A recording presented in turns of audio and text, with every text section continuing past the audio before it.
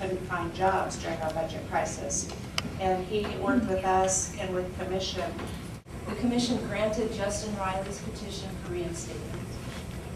The Commission denied the following petitions for reinstatement: Michael McCurdy, Robert McEwen.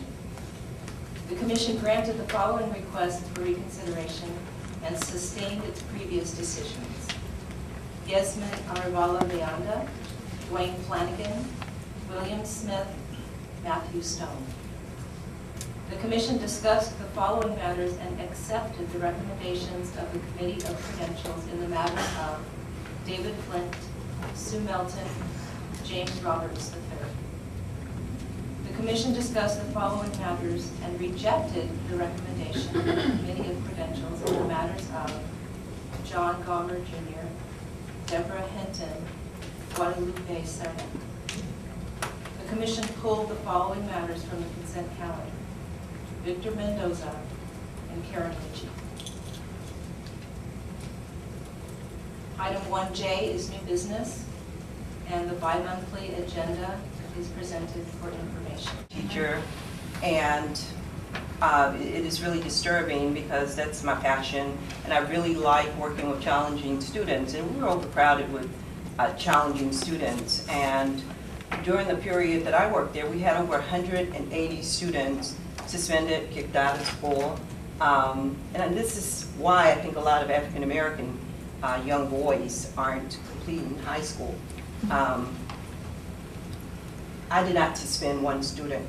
Eberhard came to my class one day in front of the students, and she yelled at me for no reason whatsoever. And the students wrote a letter complaining about how she acted in front of them. And I'm like, I went down to, I didn't say anything to her. I went down to her office and I told her, do not yell at me in front of the kids. That was it. She said, if you don't get out of here, you're going to need a shop steward. And I'm like, darn, I'm just telling you, do not yell at me. And I have 2 master's degrees, a BSBA, an English credential, and I am not qualified to teach African American minority students. And that bothers me because they need me. And they loved me. They wrote a letter. And one of the things that brought me out was the kids went to the board meetings. I did not attend.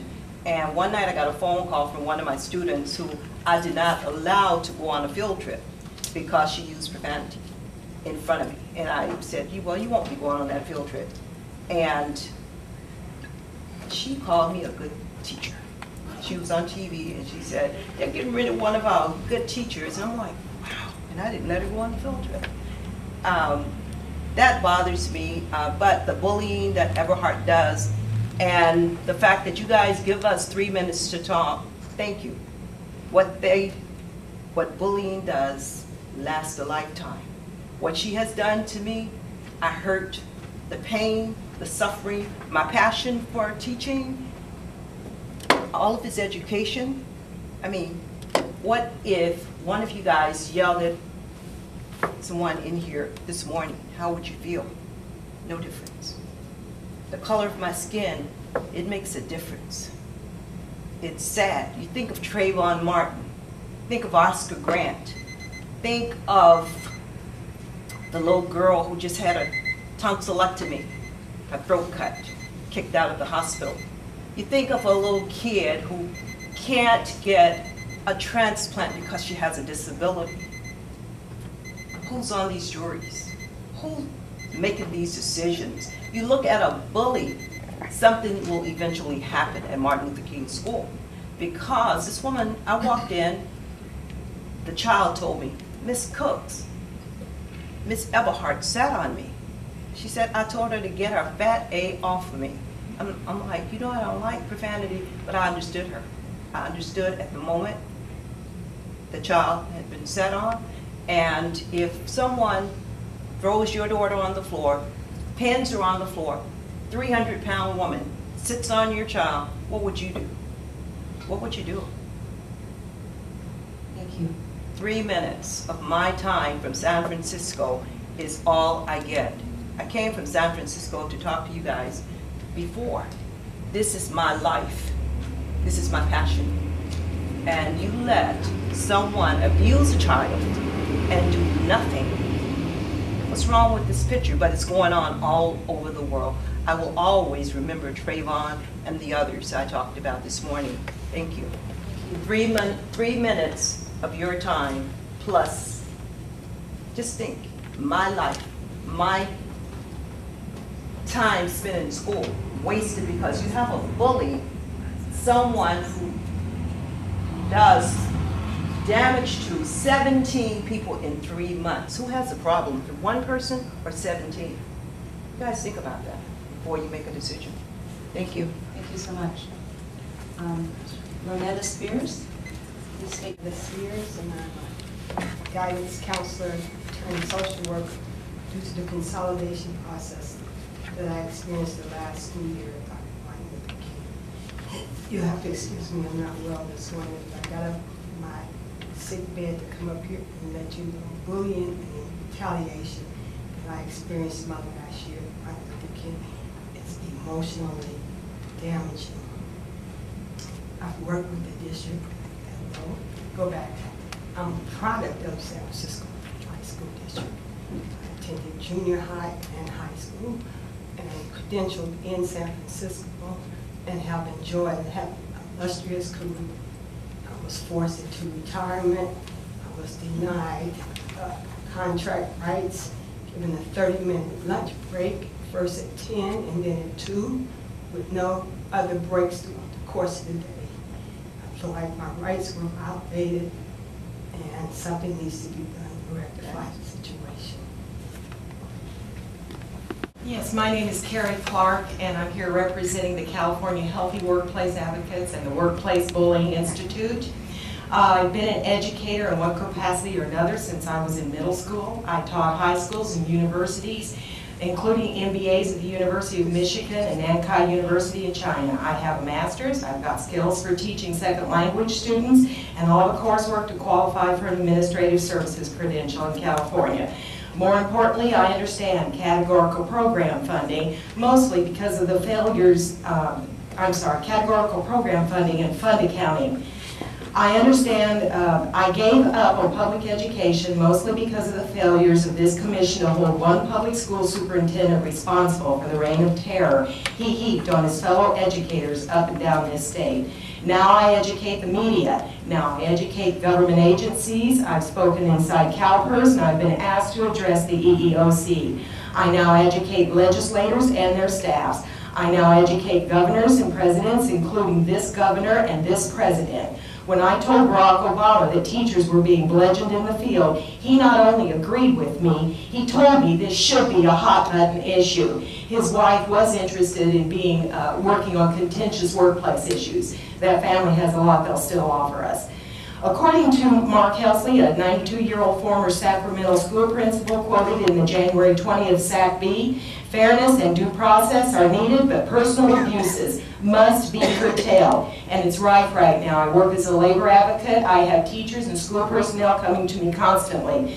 This commission was established to do just that, but many of us feel due process is no longer happening. This commission vilifies teachers just like Chairman Mao did when he floated a new teacher face down in the village pond each day to reinforce the Cultural Revolution. Shut the teachers up is the game. My Chinese students told me this in front of that very pond in 1984.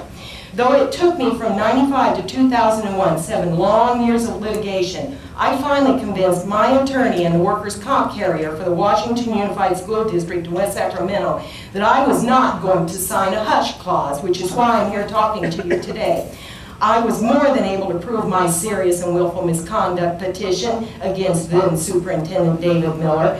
Those attorneys finally settled with me for $150,000, which was chump change compared to the value of my career and what was spent trying to silence me for telling the truth. After settling, that insurance policy suspended their dealings with Washington, the company did. I firmly believe to this day, and I believe I could have proven then, that Miller was misappropriating soft money funds intended for language minority students. My colleagues told me Miller forced budget revisions for Title I funds shortly after I left without doing proper Brown acting. Washington Unified sent Miller packing, an employment agency expunged his record, and Oil and Unified hired him. Again, he targeted teachers who dared to speak the truth. It took only 9 months for those teachers to find me in the early days of the internet. Shortly, please, I've waited 14 years to make this statement. May I have another few seconds? Okay, shortly thereafter, Becky Brummett, the Oil and Teachers Association president, subpoenaed me for a restraining order she had against him, and Miller made a side agreement with a Butte County judge.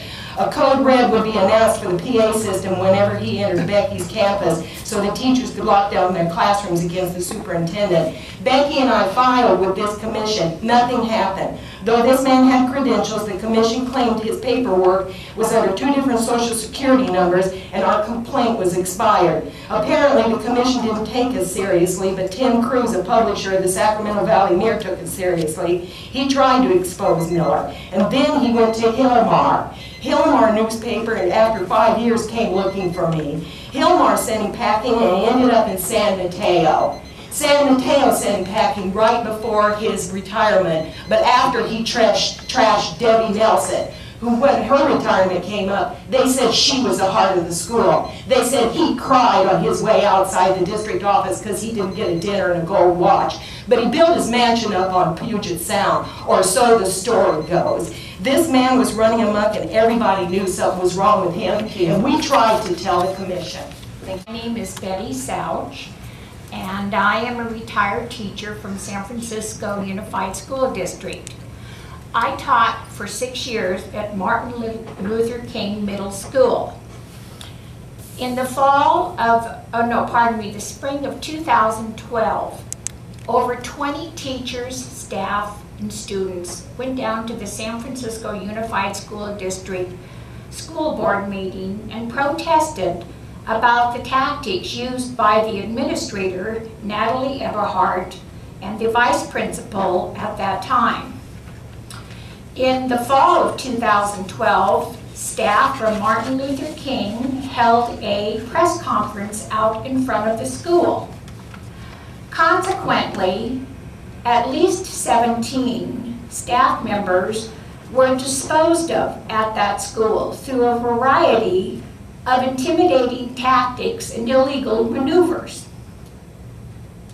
This is an ongoing process. There have been more than the 17 who have been forced to leave that school since 2012, and this year there will be another 4 removed through their intimidating and bullying tactics. I only have 3 minutes to speak, so I cannot tell you explicitly all of the tactics, but you can ask me about it later. Now, this type of behavior has no place in a public education institution. I'm sorry that Linda Darling-Hammond had to leave. I'm also sorry that her colleague from Compton Unified School District and County, the representative, had to leave, because I do have some questions for both of those people. Miss Darling-Hammond is from Stanford. These 20+ teachers and staff at Martin Luther King who were bullied out have been replaced with teachers who are not credentialed. They do not even have a preliminary credential from Stanford. What is the connection between Ms. Hammond and all of these non-credentialed teachers replacing the actual teachers with credentials and 40 years of experience being bullied out? Why does her colleague in his district have over 700 jobs for non-credentialed teachers, teachers who do not even have a preliminary credential in his district, and yet no jobs for credentialed teachers and the induction program? Something stinks. Also, Ms. Hammond is from Stanford in the Silicon Valley. A math program using donated computers from Silicon Valley and run by Stanford called EPGY was used at Martin Luther King Middle School for 2 years. Why are Martin Luther King Middle School students guinea pigs? Why, out of 100 African American students at Martin Luther King, as a result of that 2 years of EPGY from Stanford, why have only 3 African American students tested proficient out of 100? This is a failure, and something stinks. I really appreciate being here today. It's a long drive here, cold. Ms. Spears rode with me, very sick. Really appreciate her. One of the things that school has mice everywhere. This is what the kids have to go through every day. Eberhard came in, the first thing she did was she got rid of the music program these kids had. That's all. They're in the Bayview of San Francisco, one of the poor areas of San Francisco. And music is my thing. My daughter went to San Francisco Conservatory of Music. And one of the students said to me, Miss Cooks, would you come to my recital? You should have seen the joy in her name. Her name was Joy, my daughter's name is Joy. So she played that instrument and she played it what her foot was going and she was enjoying her music. She was not an African American girl at that. And it doesn't matter. It doesn't matter what color your teacher is. My daughter went to private school for her entire school years. And she was straight A. It didn't matter the color of her skin. She was treated fairly and she was treated with respect. That's what we want. She's an attorney today. My niece is a medical doctor. She went to private schools. These girls were respected. They are the cause of me being a teacher. I challenged them. I would beat them going through college. I beat my daughter by 1 year and my niece by 2 months. And I fulfilled my dream. They have fulfilled their dreams. Thank you all so very much. I appreciate being here. Check out the bully. Please do something against the bullying at Martin Luther King. Thank you for your presentation.